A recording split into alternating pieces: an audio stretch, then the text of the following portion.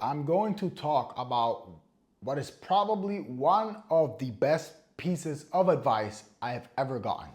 And this was from one of my old college professors. I was taking a course on statistics back when I was still in college. And this particular professor was very much into music. And when I say very much into, I mean all the genres. He knew how to play like 4 different instruments.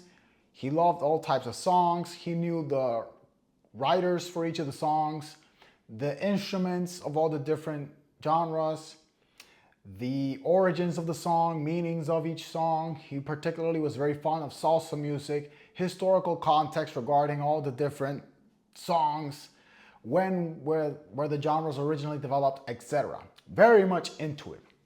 And it was quite common for him to go on rants basically in the middle of class, sharing why he liked a particular song, why certain instruments are used, the beauty of using such instruments when they started to be integrated into the genre, etc. Whole historian about music. It was a statistics course that was not a core course of my engineering degree. And what would often happen is that the classmates, myself included sometimes, would take the opportunity whenever he went off on one of these rants to start studying for the actual hard tests, the advanced programming classes, the electronics courses, exams, projects, etc. Because this professor was particularly quite chill, laid back, so he didn't mind. But I remember one time he suddenly came to a halt because he noticed that no one was paying attention. And he stopped to make a point and to say that it's fine, he understands the pressure, and that at that point in time, everyone is stressed and focused on doing well on the core classes, on the core exams, because that affects the, let's say, the recognitions you get at the graduation. That's more important than a non-core class, etc. But he made the point that one big reason why he shares so much about music in this case is because when you're out in society, when you are living life and you sit down at a table to have dinner, break bread with other people, people outside of that bubble, we were in university, so just in life, when you sit at a random dinner table or talk to strangers, you're probably not going to be talking about transistors, for loops, programming, or any of these other concepts the whole time you're at dinner. You're expected to be someone who at least has some culture, some substance, and you can hold a conversation, at least at a basic level, on different topics. And I remember the way he said it was quite passionate, not passionate, but it was very deep. It struck a chord because I was like, wow, it's true. We're so focused on this bubble that we're in right now, that what's happening right now, that we forget that there's a whole life out there that is made up of a whole lot of different things than just studying or academics.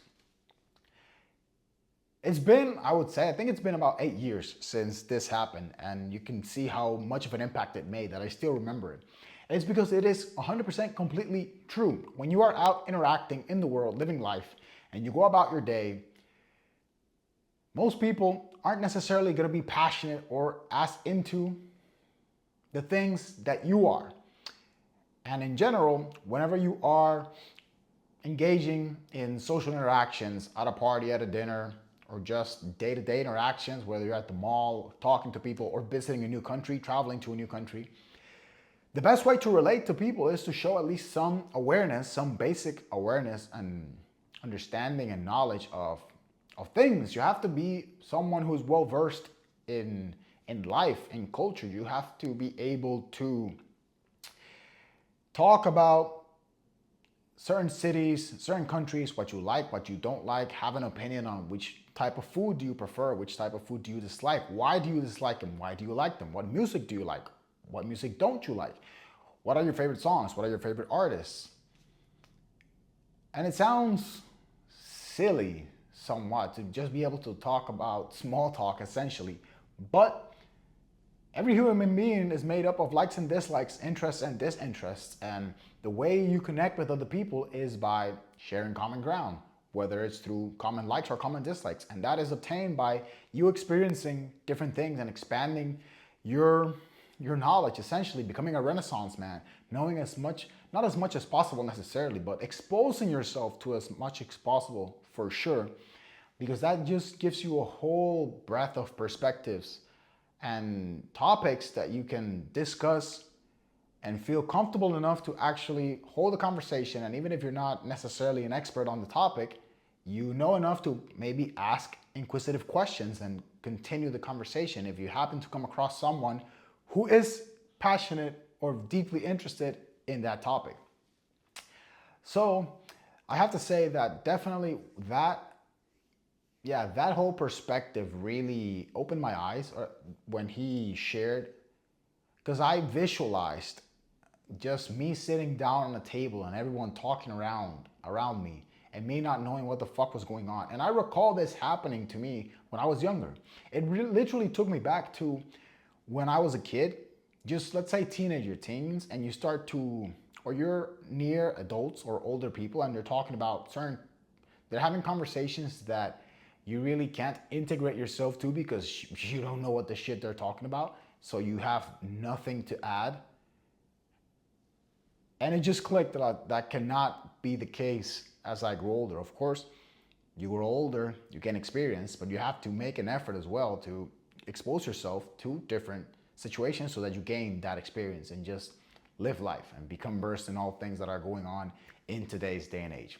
So, wanted to share that because at least I found it extremely impactful, and I think it's something that is also valuable to share. So with that being said, thank you so much for watching. That is the video for today. Leave a like and a comment down below if you enjoyed the video, and as always, I'll catch you on the next one.